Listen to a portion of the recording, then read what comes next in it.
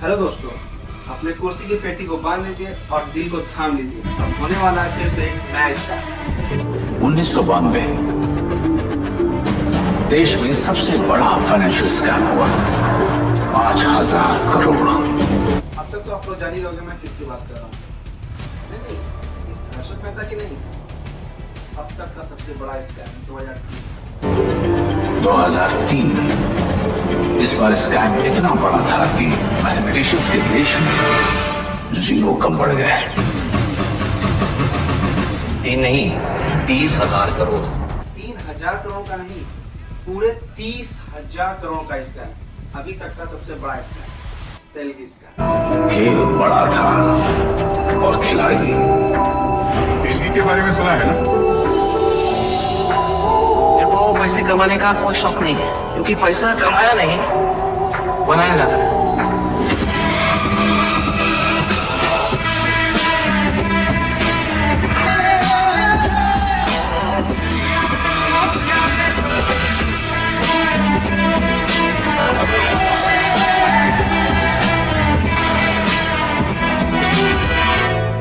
Life में आगे बढ़ना है तो डेली तो करना पड़ेगा ना डार्लिंग। दोस्तों नीचे कमेंट करके जरूर बताएं और कोई स्कैम के बारे में। Back to the topic. कहानी शुरू होती है दोस्तों एक ऐसे परिवार से जिसके कोई संभालने वाला नहीं, जिसका कोई देख रेख करने वाला नहीं है। उसके पिताजी की भी डेथ हो जाती है। उसके बाद वो जो है एक फल की दुकान लगाता है और वहां से 30,000 करोड़ तक का स्कैम का सफर तय करता है। लेकिन ये पहली बार स्कैम नहीं है, इससे पहले भी स्कैम हुआ था 1992 में हर्षद मेहता वाला केस, जिसमें कि उसने 5,000 करोड़ का स्कैम किया था। लेकिन सबसे बड़ी बात यह है कि ये 5,000 10,000 करोड़ का स्कैम नहीं, ये सबसे बड़ा स्कैम 2003 का अभी तक का देखा गया था।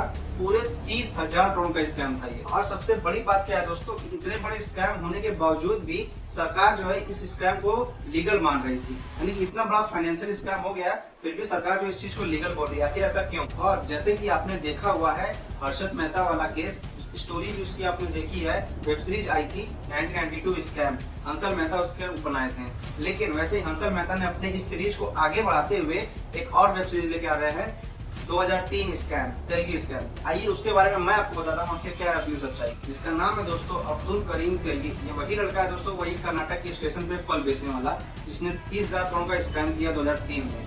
और इसके इस स्कैम से पूरा जुडिशरी सिस्टम जो है हिला पड़ा था। और अभी तक का यानी कि 2003 तक का सबसे बड़ा फाइनेंशियल स्कैम था ये। तो दोस्तों अब बात करते हैं इस अब्दुल करीम तेलगी के बारे में। तो 1961 में जो है इसका जन्म हुआ था कर्नाटक के एक छोटे से गांव खानपुर। और अब्दुल के पिता जो है एक रेलवे स्टेशन में काम करते थे, लेकिन उनकी फाइनेंशियल स्टेटस जो है एकदम मिडिल क्लास की तरफ ठीक ठाक चल रही थी।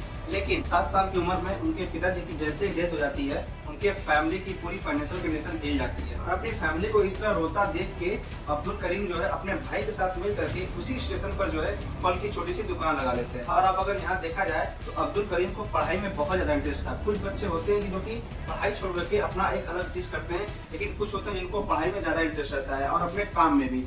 जैसे कि अब्दुल करीम था। अब्दुल करीम ने क्या किया कि अपने पढ़ाई तो किया ही, साथ अपना फल भी बेचता था। उसने अपना नाम जो है लिखवा लिया सर्वोदय विद्यालय में। और फिर धीरे धीरे अपनी स्कूल लाइफ खत्म करने के बाद, ग्रेजुएशन लाइफ में बीकॉम करने के बाद वो जो है जॉब करने की सोचता है कि मैं अपनी घर की फाइनेंशियल कंडीशन को सही करूँ। और फिर जैसे ही बीकॉम करने के बाद उसकी अगर कहीं जॉब लगी, लेकिन वहाँ उसका मन नहीं लगता था, क्योंकि उसके मन मुताबिक उसको जो वहाँ पर पैसा नहीं मिलता था। और वो जिस हिसाब से अपने टैलेंट को लोगों के सामने दिखाता था, उस हिसाब से कंपनी उसको पैसा नहीं वहाँ दे रही। और इसी कारण उसको जो है हर जॉब से निकाल दिया जाता है। और फिर धीरे धीरे जब वो हर जगह से जैसे रिएक्शन पाता गया, उसके मन मुताबिक जब कोई चीजें ना मिली, तो वो जो है अपने सपनों को शहर, अपने सपने को पूरा करने आ गया, मुंबई। जैसे दोस्तों आप यहाँ तक सुनोगे स्टोरी, आपको ये लगेगा कि यार कितनी इंस्पायरेशनल स्टोरी है, कितनी लोगों को मोटिवेट करेगी। यार मतलब इतना स्ट्रगल किया, इतनी चीजें की बंदे ने, आखिर ये ऐसा कैसे कर सकता है। कहानी दोस्तों अब यहाँ से टर्न लेती है। और हाँ, इसको अपना रोल मॉडल बनाने से पहले एक कहानी और सुन लीजिए। इसको जो है मुंबई आने के बाद इसके मन में एक मन मुटाव जो था कि पैसा न कमा पाया।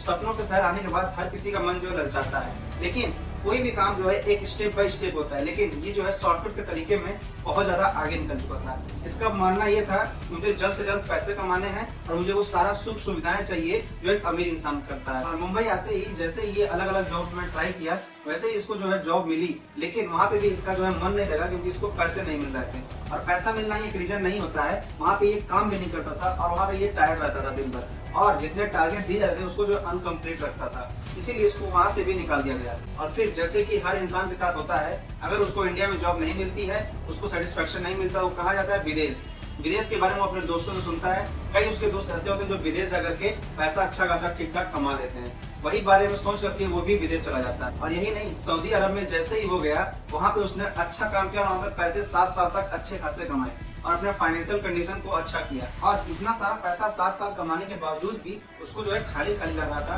क्योंकि वो जो है अयासी नहीं कर पाया था उन पैसों से, क्योंकि वो पैसे जो है उसको फैमिली को भेजने पड़ते थे और उसकी जो ख्वाहिश थी कि वो बड़ा आदमी बने, पैसा कमाए और अयासी इधर उधर करे, जो कि वो नहीं कर पाए। और फिर वहीं सऊदी अरब में रह करके उसने एक चीज पे फोकस किया, एक चीज पे ऐसा ध्यान दिया कि लोग जो यहाँ पे आ रहे हैं उनके पास जो है प्रॉपर डॉक्यूमेंट नहीं है, प्रॉपर उनकी प्रोफाइल नहीं है यहाँ पे आने के बाद, उनको जो दिक्कत हो रही है इंडिया से सऊदी अरब या कोई भी अलग अलग कंट्री में आने में। और फिर दोस्तों स्टार्ट होती है कहानी का वो मोड़ जहाँ से कि एक स्कैम की शुरुआत हुई। अब समझिए कि यहाँ से जो है एक पहला स्टेप लिया गया उस स्कैम को लेकर के।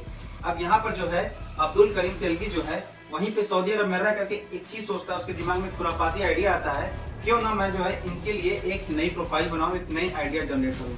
वैसे ही वो दोस्तों सऊदी अरब से तुरंत अपनी टिकट कटा करके इंडिया यानी मुंबई सपनों के शहर वापस आ जाता है। और फिर मुंबई आकर के तुरंत एक अपना एक खुद की एजेंसी खोलता है अरेबियन मेट्रो ट्रेवल के नाम से। और ये ट्रैवल एजेंसी ऐसे लोगों को टारगेट करती थी जो कि सऊदी अरबिया नहीं जा पा रहे हैं, जिनको प्रॉपर डॉक्यूमेंट नहीं है जिनके पास, या फिर कोई न कोई चीज दिक्कत आ रही है उनको वहाँ पर जाने में। और अब्दुल करीम जो है ऐसे लोगों को टारगेट करके पकड़ करके अपने एजेंसी से जो है fake visa, fake profile, fake चीजें जो है बना करके देता था। और ये काम अब्दुल करीम जो इतने शातिर तरीके से करता है कि वो कभी भी इमिग्रेशन में पकड़ा नहीं चाहता था। पर वो कहते हैं ना कि आप कितना भी गलत कर लो, एक ना एक दिन जमाने के सामने आ ही जाता है। तो वैसे दोस्तों इसके स्कैम के चक्कर जो है सबके सामने आ गया और पुलिस जो है 1991 में इसको जो है अरेस्ट कर लेती है। और हाँ, अब वो कहते हैं ना कि एक बार इंसान जेल चला जाता है उसकी बदनामी बड़ी होती है जमाने में, लेकिन यहाँ पे जो है एक उल्टा काम ये भी होता है कि आप जेल से निकलने के बाद आपकी फाइनेंशियल कंडीशन, आपकी चीज जो है खराब हो जाती है इस जमाने के लिए।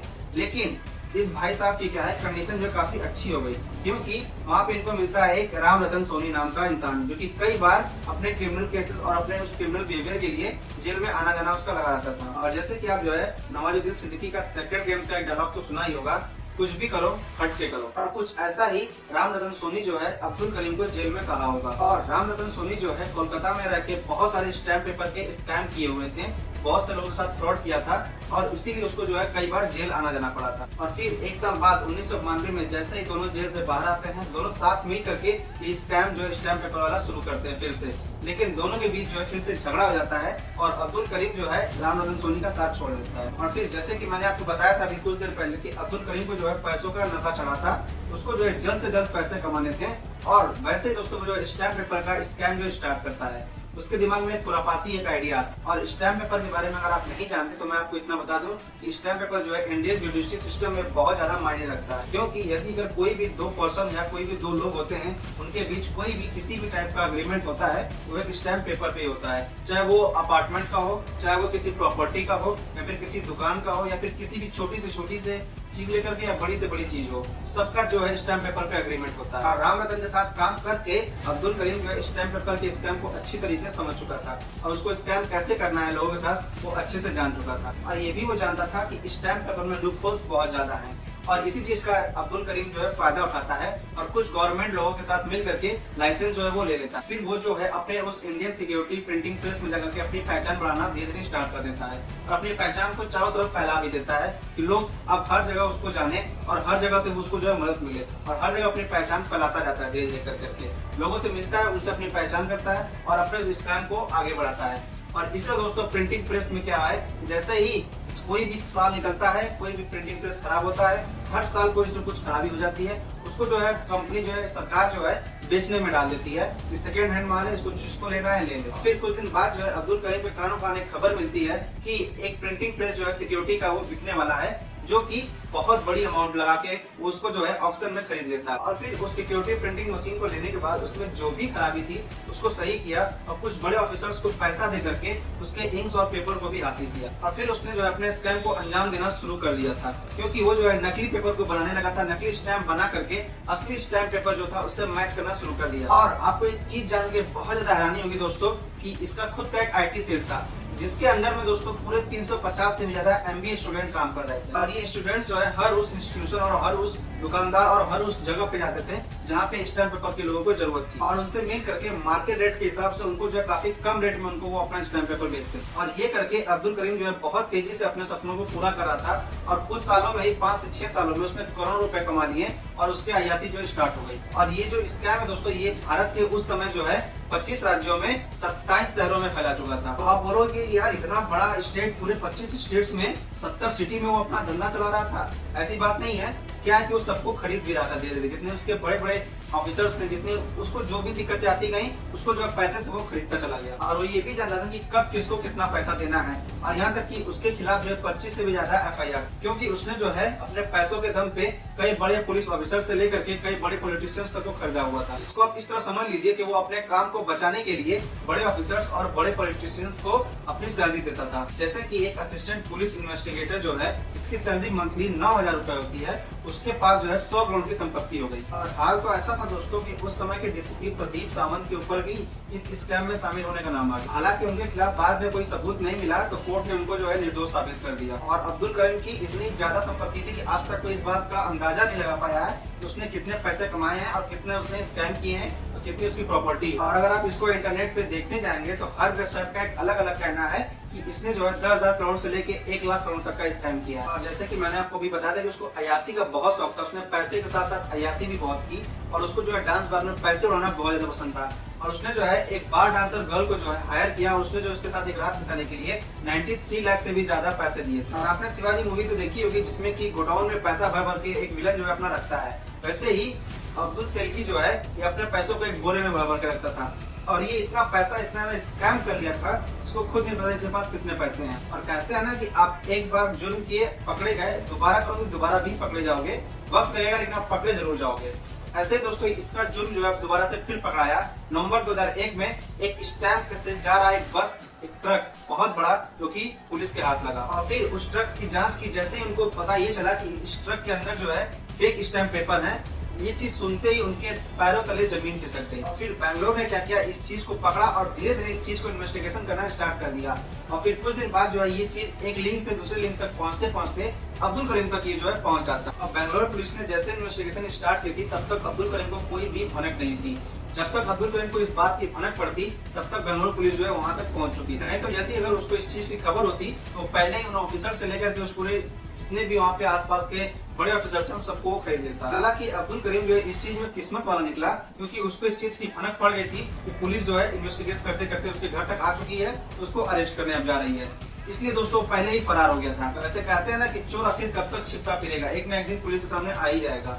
वैसे दोस्तों पुलिस को खबर मिल जाती है अब्दुल करीम जो है अजमेर शरीफ की दरगाह में जा रहा होता है, वहीं पर जाकर के पुलिस जो है उसको पकड़ लेती है। और फिर अब्दुल करीम जैसे ही अरेस्ट होता है, वैसे ही SIT उस पर जो है छापा मारती है और वो जो इन्वेस्टिगेशन करने लगती है हर चीज पे।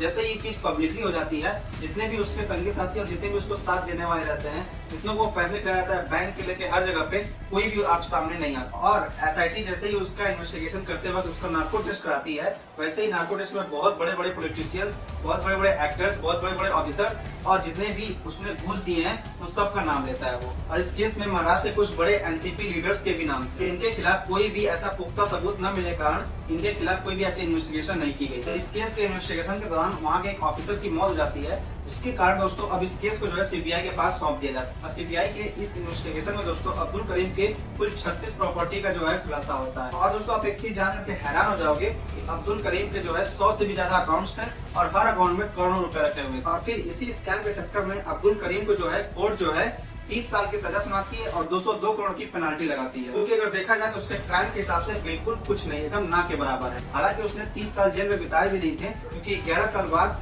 2017 में नवंबर में उसकी डेथ हो जाती है। जैसे कि आप एक चीज से करेक्ट कर सकते हो हर्षद मेहता केस से यहाँ पर, जैसे कि हर्षद मेहता का भी जो है जेल के अंदर ही डेथ हो जाता है, वैसे दोस्तों इसका भी आप देखें तो जेल के अंदर भी इसका भी डेथ हो गया।